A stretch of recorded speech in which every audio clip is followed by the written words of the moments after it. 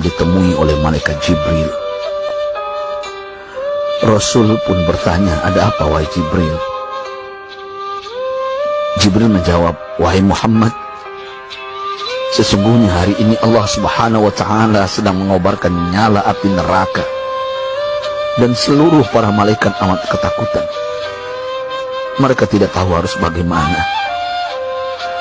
Untung aku ingat," kata Jibril, "bahwa engkau Muhammad adalah sumber cinta dan sayang Allah Subhanahu wa Ta'ala kepada alam semesta.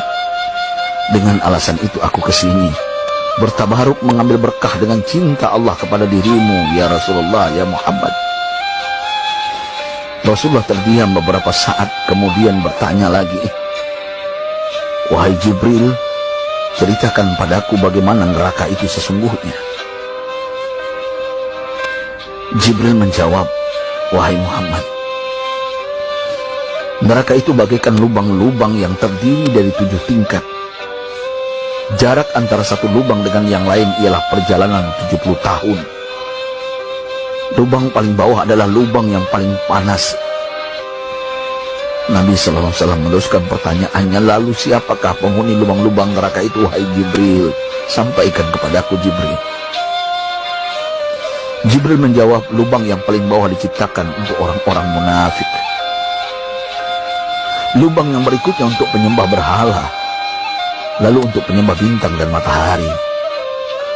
Jibril terus menerangkan penghuni tingkatan neraka hingga lubang yang kelima, tempat umat Yahudi, dan yang keenam dihuni oleh umat Nasrani.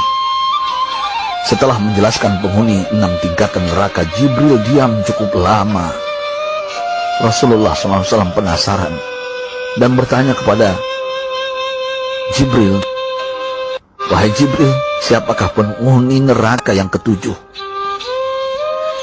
Jibril diam saja tidak menjawab. Rasulullah SAW mengulangi pertanyaannya, tapi Jibril tetap diam. Rasulullah tambah penasaran dan mendesak Jibril agar dijawab pertanyaannya. Akhirnya Jibril pun berkata, "Umatmu, wahai Muhammad, mereka itu para pelaku dosa besar di kalangan umatmu, yang dimana sampai mereka mati belum sempat bertaubat." Mendengar jawaban Jibril, Rasulullah langsung jatuh pingsan. Jibril merangkulnya dan meletakkan tubuh baginda di atas pangkuannya. Tak berapa lama Rasulullah SAW sadar dan langsung menangis bersimbah air mata dengan terisak-isak. Rasulullah mempertegas pertanyaannya, "Wahai Jibril, apakah benar ada di antara umatku yang masuk neraka?" Jibril menjawab, "Benar, wahai Muhammad, pelaku dosa besar di antara umatmu yang belum bertaubat." Setelah itu Rasulullah menghadap kiblat dan sujud kepada Allah dalam isak tangisnya.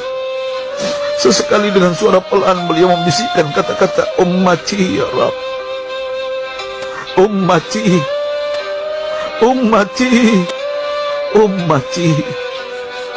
Beliau SAW tidak mengangkat kepalanya dalam keadaan seperti itu selama 3 hari 3 malam, kecuali setiap Bilal bin Rabah mengumandangkan azan, barulah beliau bangkit untuk menjadi imam, dan setelah itu kembali sujud lagi. Pada hari ketiga Abu Bakar menyadari hal ini, beliau mengetuk pintu Rasulullah dan mengucapkan salam 3 kali, namun tidak terdengar jawaban. Abu Bakar sedih dan berseru di hadapan pintu Nabi besar Muhammad SAW, "Apakah ada jalan untuk masuk ke rumahmu ya Rasulullah?" Tetap tidak ada jawaban. Di jalan Abu Bakar bertemu sahabat Umar. "Mengapa engkau menangis, wahai Abu Bakar?" kata Umar. Abu Bakar menceritakan keadaan Rasulullah SAW. Maka Umar pun melangkah menuju rumah Rasulullah dan terjadilah hal yang sama. Umar pun pulang dan menangis. Di jalan Umar bertemu sahabat Salman Al-Farisi. Dengan terisak Umar bercerita kepada Salman hingga membuat dia amat sedih, namun tidak berani mengulangi hal yang sama.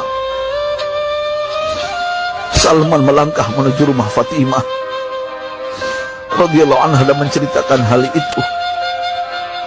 Setengah berlari Fatimah menuju rumah ayah tercinta dan mengetuk pintu sambil mengucapkan salam. Mendengar suara lembut putri tercinta, sejuklah dada Rasulullah. Beliau bangkit dari sujud dan membuka pintu.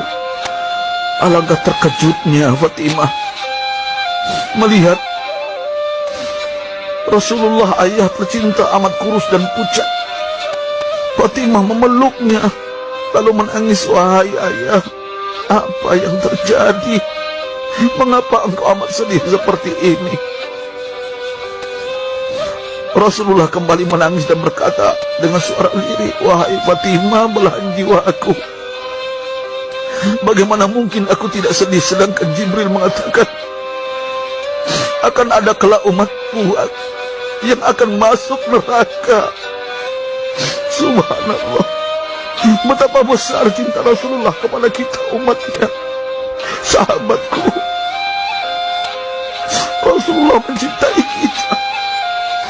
Antaman ma'aman ahbabta, engkau akan berkumpul dengan orang yang kau cintai. Mari kita mencintai baginda Nabi besar Muhammad SAW yang mencintai kita umat yang tidak rela kita masuk neraka. Mari kita mencintai beliau dengan berselawat. Sahabatku, sampaikan, Rasul mengajarkan kepada kita, man dalla ala khairin falau mislu ajri fa'ili. Siapa yang menunjukkan kepada kebaikan, maka dia akan mendapatkan pahala seperti orang yang mengerjakannya. Mudah-mudahan ini menjadi pahala jariah bagi kita.